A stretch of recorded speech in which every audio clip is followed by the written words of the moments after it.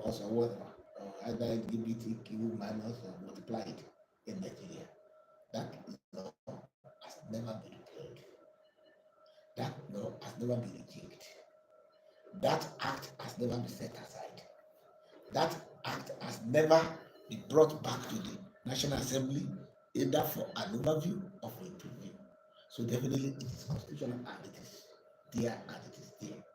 So definitely when you see a country maybe entering or discussing an agreement, it doesn't mean that if there are 1,000 provisions there, that your own country cannot just point to it that we are not taking this. This is what we are taking because this is a sovereign nation. It's a sovereign nation that can take decision. It's a sovereign nation that can make choices. It's a sovereign nation that cannot be goaded into anything. We are not such under pressure economically to the extent that we will decimate our own values. No. And the federal government has made it sufficiently clear to everyone that no, the government is not through either back door or front door or through the roof or through the window trying to maybe push Nigeria back into something very horrendous that we have already legislated against. So it is not so. It is not going to happen. So definitely, there's no if they talk of human rights is not limited to LGBTQ now. So when I have my rights preserved and I'm not LGBTQ apostle, does that mean that I'm not, within the ambit of international law and provisions and requirements that my rights cannot be guaranteed?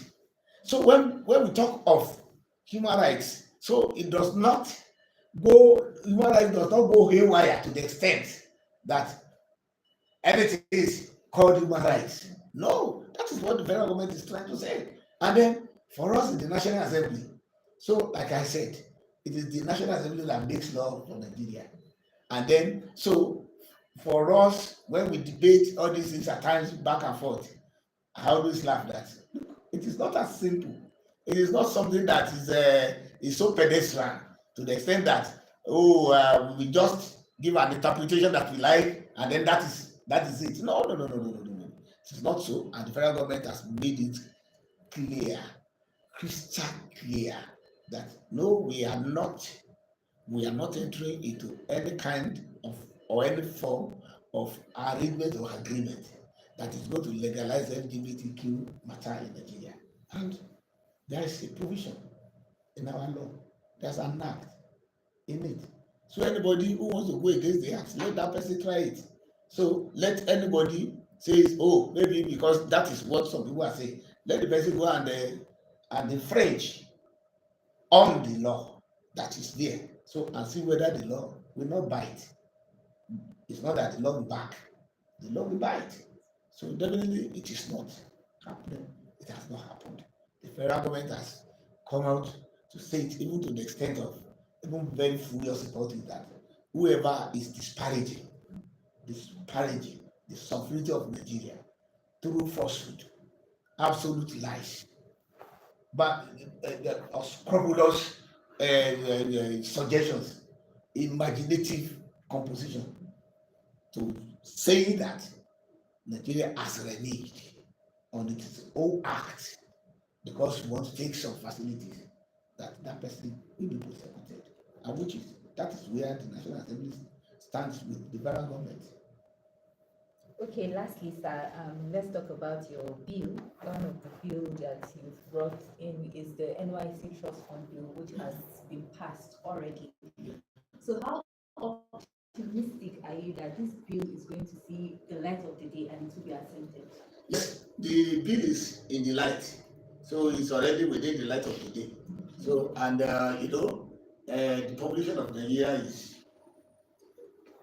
about 60% youth, and then that kind of very critical sector, we cannot just do anything and say we have overdone anything to accommodate them. And when we say that the future, even the today of a nation, is determined by the strength, the capacity and capability, and the mobility of its youth.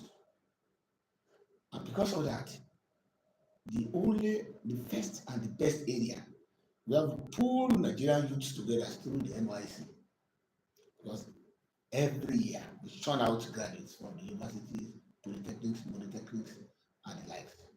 And then we put them together. 1 year compulsory service, which is very good. I did it. All of us, we did it. Even outside Nigeria, is almost it's a make or not for you to be called a citizen of your country. Some some climes. So definitely we are very proud of the skill. But because times are changing, and then when we now look at, can Nigerian graduates just get out of school and then several thousands of them or millions of them, and then the government will just be keeping some jobs waiting for them? No. Can we say that there are parents that see them through thick and thin to send them to school, and then they just graduated, that we want to send them back to them? It's not very good for us to do so. So that's why that bill now came up, so that while they were graduating from NYC, you are graduating from their school to NYC. While you are graduating from NYC, you will not graduate to oblivion. You now graduate to substance. And then what is the substance? That is what that trust fund is trying to cure. And then this government, in the ninth assembly, we brought up the bill. And the bill scaled through Senate, through Reps. But very unfortunate, the government then, it was very late before the bill got to the presidency. I said it could not be signed into this. So I had to pull it up again, because then I was house chairman of youth development, and I happened to find myself, by the grace of God, by the grace of the leadership of the 10th Senate, to be the chairman Senate Committee on Youth Development. So I brought it as my premier bill, that yes, we just have to see this thing through. So it's already for concurrence, and then we are very sure, because that is why the president of Nigeria sees it that the youth must be taken care of. That's why he has created a whole ministry for youth development, first of its kind in Nigeria. So, and if he doesn't have the youth at hand, that ministry will not see the light of the day. There's no ministry of adults, the ministry of youth. So definitely is already in the day, is already in the light, and then it's going to birth and become full-scale law, that we ensure that Nigerian young graduates, the young adults of Nigeria, that they get something worthwhile from this system. And then when they are graduating from NYC, they now graduate to become leaders in their own right, entrepreneurs in their own right, employers of labor in their own right, and then have self-sufficiency. And this one we cure first, is security. Two, palpable disruptions within the polity. Three, we will be building our future, and know that we have a future of youth who have jobs in their hands. That it is not the devil that will be finding works for an idle hand. That good people of Nigeria and the system of Nigeria will find works for the hands of Nigerian youth, which are not idle. And our Nigerian youth hands are never idle, and they cannot be idle.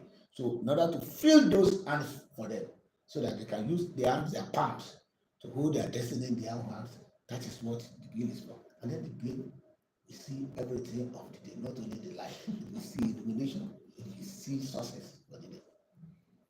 Thank you so much, sir, for your time. We need to begin.